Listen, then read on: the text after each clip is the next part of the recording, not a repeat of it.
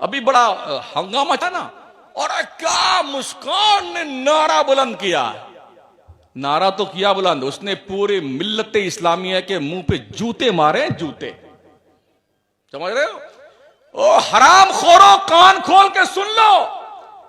क्या कौम मुस्लिम के पास पैसे नहीं है कि वो स्कूल और कॉलेज कायम करे? क्या आप मुझे बता सकते हैं नागौर डिस्ट्रिक्ट में मुसलमानों का कोई कॉलेज है? कभी खाजा की देग भरने पहुंच जाए गजमेर में, 200 किलो काजू, 200 किलो बादाम, 200 किलो वो हराम मेवा, वो देग बनी ना अभी, हाँ उस पे आया वाट, उस पे क्या नाम है, यूट्यूब पे 200 किलो। अरे बंद कर दो ये बकवासें। उस कौम की बच्ची ने ये थप्पड़ मारा कौम के उन दौलतमंदों पर, उनके चेहरों पर जूते लगाए हैं। अपने बच्चियों और बहनों की फिक्र करना है तो अपने बच्चियों और बहनों के पढ़ने के लिए कॉलेज बनाइए, कॉलेज यूनिवर्सिटी बनाइए। और सिर्फ इतने का नाम है, उस तारीख में उतने बजे जितने बजे उस बुजुर्ग का इंतकाल हुआ है उसकी फातिहा लगा दो। इसी का नाम उर्स है। बकिया धंधा है, बिजनेस है, मुजावरों की तोड़ भरना है, इनकी बिल्डिंगें बनाना है। ये पैसे रोक करके, फातिहा के पैसे रोक करके, खुराफात के पैसे रोक करके अपनी कौम की बच्चियों के लिए कॉलेज बनाइए। आप सोच रहे सिर्फ कर्नाटक में ऐसा हुआ है? जयपुर में बच्चियों को इंटरेस्ट नहीं हुआ है। स्कूल से बच्चियों को निकाल दिया गया है, मुसलमान बच्चियों को, जो बच्चियां सर पे हिजाब रख करके आई थी। हमारे मकराने में कुछ स्कूलों में ऐसा हुआ है। लोग खुश हैं। अरे हुकूमत के आदेश के अनुसार कर्नाटक हाई कोर्ट ने सुनवाई तो कर ली है, फैसला महफूज रखा है। जैसे बाबरी मस्जिद का फैसला महफूज रखा था ना, ऐसे भी रखा हुआ है। 3 तलाक का फैसला महफूज रखा था, फिर वो भांडा फोड़ दिया मर्दूदों ने। ऐसे ही फैसला महफूज रखा है ताकि वक्त आने पर यह भांडा फोड़ दिया जाए कि कोई मुस्लिम लड़की कॉलेज में हिजाब लगा के नहीं आ सकती है। उस कानून की पालना करनी पड़ेगी। जो स्कूल का ड्रेस कोड है उस पर चलना पड़ेगा।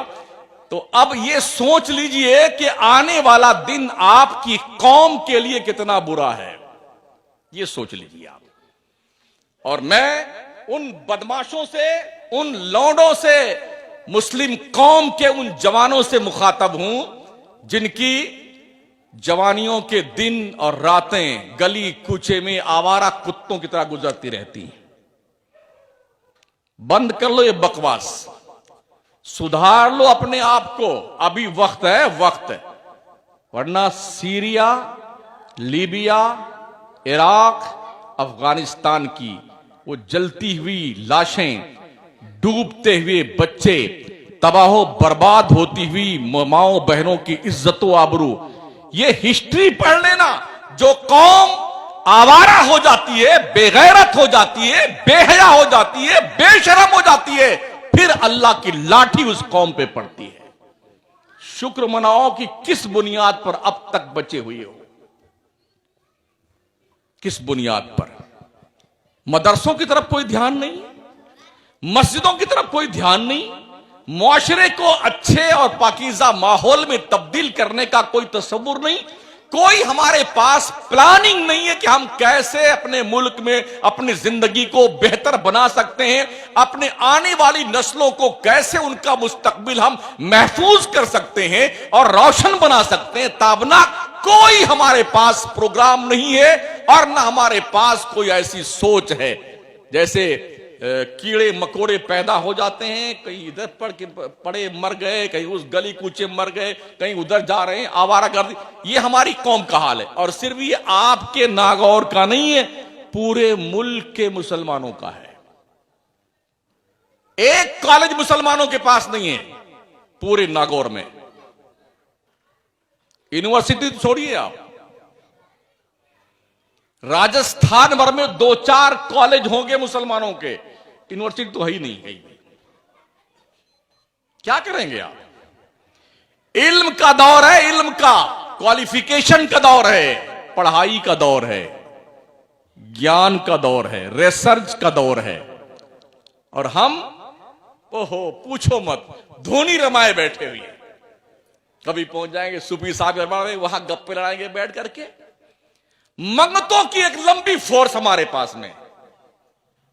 जिस गली कूचे में देखिए एक एक डब्बे पे एक एक फकीर को बिठाए हुए घूम रहा है फजर की अजान के वक्त, और हदीसें बयान करता है इसी को देना वाजिब है, इसी फकीर को देना फर्ज है, इसी पर खर्च कीजिए, अल्लाह के रसूल ने फरमाया है। अपने घरों से निकल के इसकी हालत देखें तो हमारी माएं बहुत जल्दी घर से निकलती बहन, और जल्दी को जो अभी वो मांग दूर निकल जाएगा, जल्दी को जल्दी दे दो। उनको ये भी तौफीक नहीं होती ये मांगने वाला कौन है, ये तो जान लें। ज़कात, फितरा, खैरात सब दे दो, अल्लाह वाला ले जाइए ले जाइए। सिस्टम बनाइए, सिस्टम। ये तकरीर का वक्त नहीं जो मैं चिल्ला रहा हूं, ठीक है ना। मुझे तो बहरहाल आया हूं, ट्रेन तो मुझे मिलेगी नहीं जो हमारी जिसमें हमारा टिकट बना हुआ है, उसके बाद वाली ट्रेन जो मिल जाए उससे जाएंगे। तो थोड़ा आप समात फरमा लें। पूरे राजस्थान में नहीं, पूरे हिंदुस्तान में हम इस तरह की तकरीर करने के लिए बदनाम हैं। बहुत सारे मौलवियों के चेहरे का रंग बदल जाता है जब मैं स्टेज पहुंचता हूं, इसलिए कि मैं वहीं पर हाथ रखता हूं जहां पर जख्म होता है। खाम खा एंटीबायोटिक दवा दे दे करके गुर्दा फेल करने की मेरी आदत नहीं है दर्द। हाँ, जो मर्ज है, अगर यहां मर्ज है टेबलेट से ठीक हो तो ठीक है, वरना इसको यहीं से काट दो ताकि ये नासूर न बन जाए। तो लोगों का हाजमा खराब हो जाता है बेटों का। कुछ तो स्टेज छोड़ के भाग जाते हैं और कुछ तो अरे क्यों बुलाते हो शमसुद्दीन को, तुम्हारी कब्र खोदने को बुलाते हैं शमसुद्दीन को। जिस दिन ये मौलवी सुधर गया ना, मौलवी सिर्फ 10% से 15% मौलवी ठीक है, माफ कीजिएगा सर, इसी बिरादरी का मैं भी आदमी हूं। 10 से 15% तक मौलवी काम करता और ठीक मौलवी है। 80% मौलवियों का हाल इतना खराब है कि पूछो मत साहब, कुछ लेना देना नहीं। ये हमारी डुगडुगी है, ये हमारी दुकान है, ये तुम्हारी दुकान है, बस इसी में अपना बाजा बजाते रहो रात भर और दिन भर बैठे हुए। हमारी यूनिटी क्यों नहीं है? हमारा अकीदा एक है, मसलक एक है, मशरब एक है, मंजिल एक है, रास्ता एक है। हम एक क्यों नहीं है बना में सुन्नी? क्यों एक नहीं? अपने अपने पीर की डुगडुगी बजाए हुए पीर साहब। मरदूदों कान खोल के सुन लो, वो उस तरह के मौलवी जो इस नेचर के हैं। अल्लाह ने हमें दीन की तबलीग के लिए पैदा किया है, पीर की तबलीग के लिए नहीं पैदा किया है। पूरे कुरान में किसी पीर का जिक्र नहीं है और हदीस की किसी किताब में किसी पीर का जिक्र नहीं है। अगर है तो मुझे बता दो ला करके। पीरी मुरीदी का रीजन क्या रहा है, जरा इस पे गौर कीजिए। आप शुरू कीजिए सरकार हसन बसरी, बहुत दूर के गौस पाक को ले लीजिए। आप क्या करते थे ये पीर लोग? ख्वाजा उस्मान हारूनी को देखिए, सरकार ख्वाजा गरीब नवाज को देखिए, मखदूम अशरफ सिमनानी को देखिए, इमाम अहमद रजा सरकार को देखिए। ये लोग क्या करते थे मुरीद करके? बिल्डिंग बनाते थे, पैसा इकट्ठा करते थे, गाड़ियां खरीदते थे? जी नहीं। ये लोग जिसको मुरीद करते थे ना, उसे अल्लाह का वली बनाते थे। देख लीजिए, जितने मुरीद ख्वाजा गरीब नवाज के हैं, हर मुरीद अल्लाह का वली है। चाहे बख्तियार काकी के मुरीद हों, साबिर अलाउद्दीन के मुरीद हों, सारे मुरीद अल्लाह के वली। इमाम अहमद रजा के सारे मुरीद अल्लाह के वली, मखदूम सिमना के सारे मुरीद अल्लाह के। क्यों? इसलिए कि वो मुरीद की तरबियत करते थे। इसलिए मुरीद नहीं करते थे कि पीर का बंगला बने, एक कोठी बने।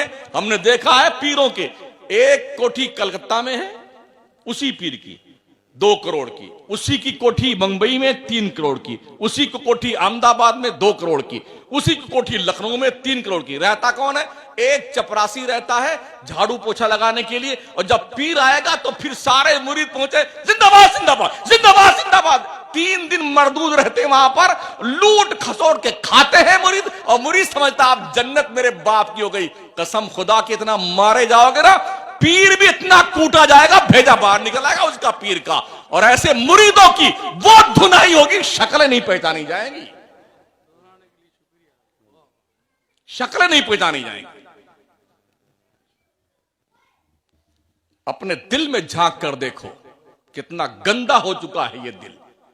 हरामखोरी, बेईमानी, लूट खसोट, गीबत, चुगली, बुराई, ये सब की आमाजगाह हमारा दिल बना हुआ है।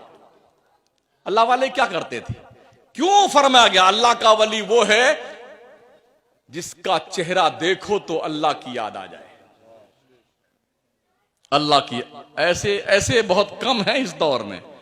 वो जो बेचते थे दवाए दिल, वो दुकान अपनी बढ़ा गए। जो जन्नत बेचते थे ना बहलोल दाना, वो अपनी कब्र में गए। अब तो पीर देता